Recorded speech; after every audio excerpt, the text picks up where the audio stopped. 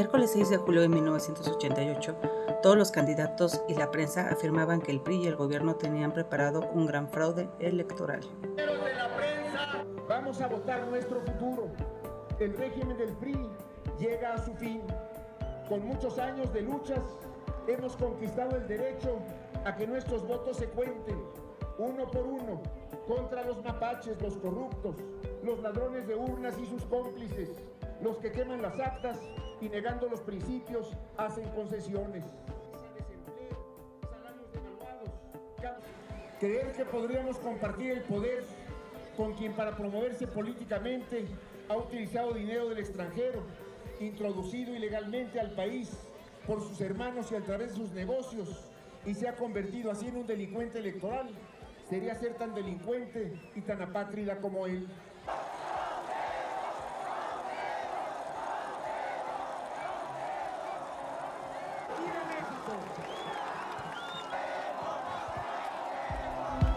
El fin del siglo priista se inició en la coincidencia de diferentes causas que integraron un escenario imprevisto en las elecciones presidenciales de julio de 1988. El Partido Revolucionario Institucional quiere elecciones limpias, transparentes y apegadas a la ley. Los primeros síntomas de que el 6 de julio sería distinto aparecieron desde el mediodía, cuando pudo constatarse una afluencia inusual de votantes. Muchos elementos propiciaban la participación.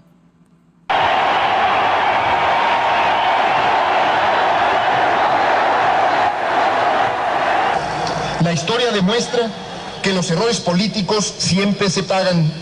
El pueblo y la historia no perdonan. El actual régimen va a pagar este 6 de julio el error de haberse entregado a intereses extraños y contrarios a los del pueblo mexicano. Yo siento que va a ganar Cuauhtémoc Cárdenas porque consideramos que es el candidato más sincero, que es lo que el país necesita, ¿verdad?, para esta transición democrática. Y pues le tenemos mucha fe, esperemos que todo salga bien como el pueblo lo está deseando. La difusión de la cultura de la participación en la sociedad mexicana puede atribuirse a los cambios socioeconómicos ocurridos en los años del crecimiento económico, la urbanización, el desarrollo de los medios de comunicación de masa y el crecimiento constante con el mundo exterior.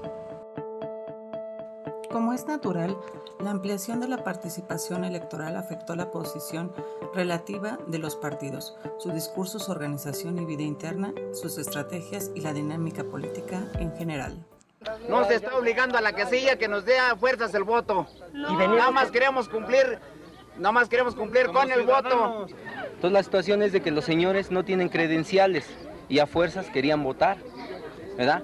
Cosa que pues el presidente Casillas les dijo que no se podía hacer y ellos aferrados pues a que querían votar a toda costa, ¿no? Ahora veremos cómo hace el señor Tafoya y sus amigos para llevarse las urnas a su casa.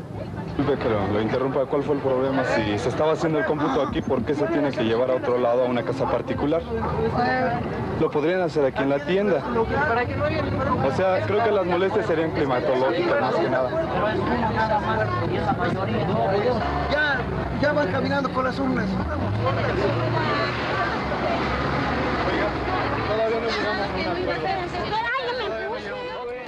Esta influencia repercutió en el significado del voto, que podía seguir siendo utilizado como en el pasado para expresar insatisfacción con el gobierno o repudio al PRI, pero que al aumentar la competencia entre los partidos fue transformándose también en la expresión de una preferencia política y sobre todo en una carta de negociación entre el ciudadano y el poder. Al ejido La Unión llegaron muchas cartas de puros señores disjuntos, dando gracias por su voto. Hay un compañero que se llama Francisco Vallejo, que murió en 1966, aun sin embargo tal le dan gracias por su voto al PRI. Es que es eterno. Mi abuelita todavía está votando. Mi abuelita todavía está votando. Mi abuelita, mi papá, bueno, todos están votando. Y ya murieron. Todos ya murieron. Y siguen en el padrón electoral. En En este proceso, la opinión pública dejó de ser un simple testigo del juego político y se convirtió en protagonista e interlocutor de los partidos. En virtud de la competencia electoral, la opinión pública adquirió un peso sin precedentes en los equilibrios políticos porque, a diferencia de las nociones más abstractas de pueblo, proletariado y sociedad civil, era un actor en apariencia concreto que en periodos electorales se transformaba en ciudadanos que votaban. La sociedad politizada de 1988 desechó una de las reglas del juego más importantes del autoritarismo mexicano, la no participación, que durante décadas había sido uno de los pilares de la estabilidad autoritaria y que se vio profundamente perturbada por la extensión de la participación independiente. Esta situación novedosa impuso la necesidad de desafiar reglas del juego que garantizaran una lucha por el poder ordenada y predecible, que fueran recogidas en normas y procedimientos que formalizaran la lucha por el poder. Las elecciones transcurrieron con tranquilidad hasta la media tarde, cuando los representantes del PAN en Guanajuato, Querétaro, Durango y Sinaloa empezaron a quejarse de irregularidades. En ese momento, los candidatos de las dos fuerzas más importantes de la oposición, Manuel J. Cloutier y Cuauhtémoc Cárdenas, empezaron a discutir acciones conjuntas con el apoyo de la candidata del PRT, Rosario Ibarra. Ante lo ocurrido, el comisionado del PAN, Diego Fernández de Ceballos, anunció en la sesión de la CFE lo siguiente. Soy comisionado del Partido Acción Nacional. Para otra pequeña distracción, se nos informa en el Comité Técnico de Vigilancia del Registro Nacional de Electores que se cayó la computadora, afortunadamente no del verbo caerse, sino del verbo callarse, del verbo callar, y ojalá que se pudieran hacer las mejores gestiones para que vuelva a trabajar, porque de lo contrario sí se está afectando gravemente la información y ojalá que se haga el mejor y más rápido esfuerzo al respecto. El dato más heterodoxo de este proceso de toma y daca fue la intervención de Manuel Camacho como representante personal del candidato priista, cuya participación se añadió a la cacofonía generalizada.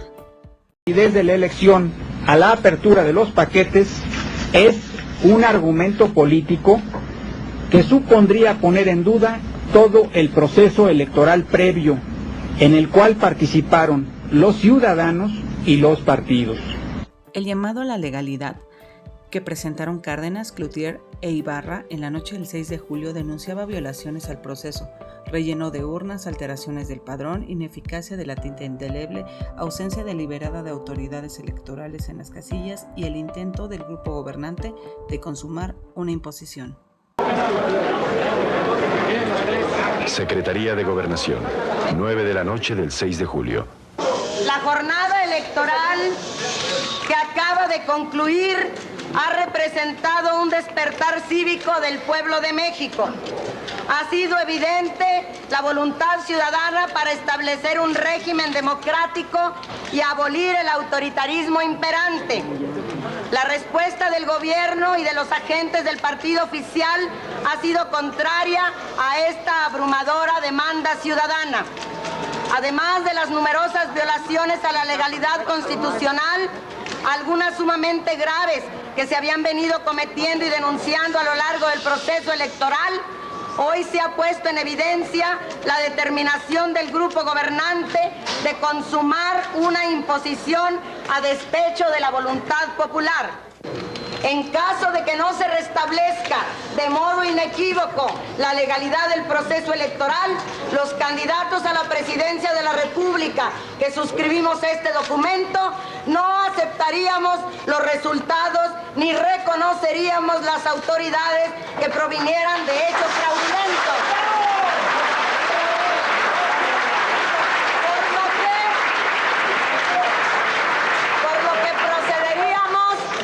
Defender los derechos del pueblo mexicano con todas las armas que la Constitución nos otorga. Formulamos un apremiante llamado al gobierno de la República para que repare de inmediato estas desviaciones y haga respetar la voluntad ciudadana. Cuauhtémoc Cárdenas, Manuel J. Cloutier, Rosario Ibarra de Piedra. A pesar de que únicamente tenían información parcial, el comportamiento de las autoridades gubernamentales era muy sospechoso. Por consiguiente, daban por hecho que el PRI había sido derrotado y afirmaban que como no había querido reconocer que la mayoría de los ciudadanos le era desfavorable, estaba incurriendo técnicamente en un golpe de Estado. El 7 de julio, el candidato priista Carlos Salinas reconoció que los resultados electorales habían sido adversos a su partido en varios distritos del país, para empezar en el Distrito Federal, que las elecciones habían puesto fin a una época de partido prácticamente único y que se iniciaba una nueva época política en la vida del país, con partido mayoritario y muy intensa competencia de la oposición. El día de ayer, los mexicanos vivimos una extraordinaria jornada. Mostramos que deseamos vivir en paz y en libertad y decidir nuestro destino solo nosotros en el marco de la ley. Hemos alcanzado la victoria nacional en la elección presidencial. El 9 de julio, Cuauhtémoc Cárdenas afirmó públicamente que había ganado la elección presidencial. Aquí ganó Cárdenas, que le pregunte al pueblo. Aquí no hay otro triunfador más que Cuauhtémoc Cárdenas.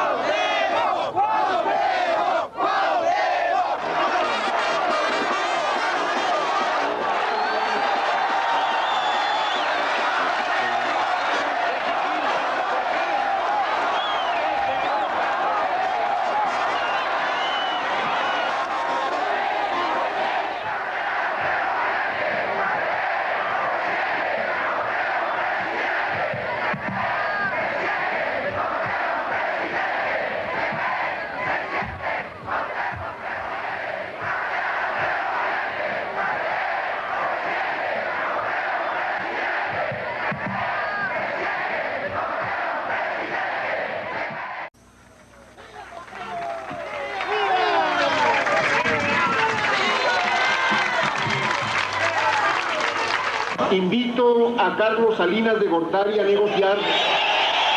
Hagámoslo públicamente, hagámoslo todos los candidatos presidenciales. Mi propuesta inicial es la siguiente: convengamos la forma de limpiar la elección, aceptaré el resultado cualquiera que sea, que surja de comparar los números de las actas de escrutinio, de abrir los paquetes electorales que sean necesarios.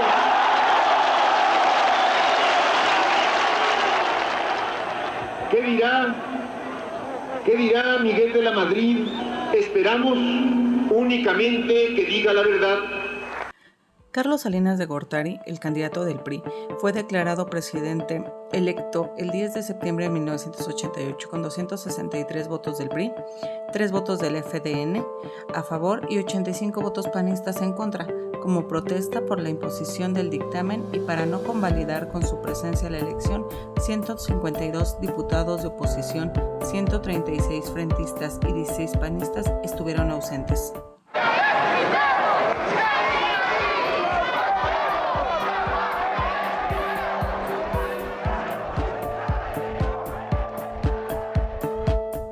El día anterior, los diputados de Acción Nacional, miembros de la Comisión de Gobernación y Puntos Constitucionales, habían hecho público un voto particular en el que enumeraron y documentaron las irregularidades y solicitaron la anulación de la elección. Pidieron que el Congreso, erigido en colegio electoral, designara por mayoría absoluta de votos a un presidente interino en los términos de los artículos 84 y 85 de la Constitución. Asimismo, denunciaron que los diputados del PRI habían elaborado el dictamen en forma exclusiva y excluyente, sin la participación de ningún otro partido. Sin embargo, este documento ya era una protesta pro forma.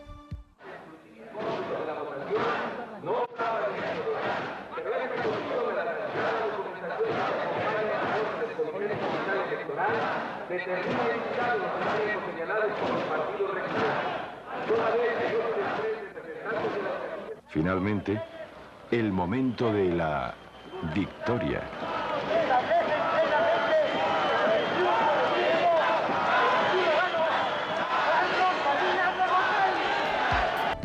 crisis concluyó el 1 de diciembre con la toma de posesión de Carlos Salinas de Gortari como presidente constitucional de la República Mexicana, después de 5 meses de incertidumbres y altibajos, que fueron producto de la audacia de unos, el temor de muchos, las confusiones deliberadas, los manipuleos entre las élites partidistas y los compromisos a medias entre el gobierno, los partidos y el equipo negociador del candidato priista. Una de las lecciones que dejó esta experiencia fue que la competencia entre los actores políticos tenía que formalizarse. Este objetivo solo se podía alcanzar si todos se comprometían con el cumplimiento de determinadas reglas y con la aceptación de los resultados del proceso formal, aun cuando les fuera adverso. A partir de la elección presidencial de 1988 se produjo un confuso proceso de cambio político cargado de contradicciones y paradojas. La arena política se abrió súbitamente a la presión de actores que impusieron nuevos temas a la discusión pública. En la elección de 1988 se afianzó la politización de la sociedad como el dato político determinante del cambio que desde entonces se ha acelerado en México y expresa la ampliación de la cultura de la participación mediante el recurso a las más caras tradiciones de la movilización y los actos colectivos de protesta, así como a partidos y elecciones. La preferencia por la democracia representativa que expresan los mexicanos cada vez que van a votar también ha estimulado de manera simultánea la política de la presencia, en lugar de sustituirla. La experiencia vivida en 1988 también demuestra que ante la presión de movilizaciones y liderazgos personalizados, la existencia de una clase política consolidada es la mejor garantía de un cambio sin colapsos institucionales ni confrontaciones violentas.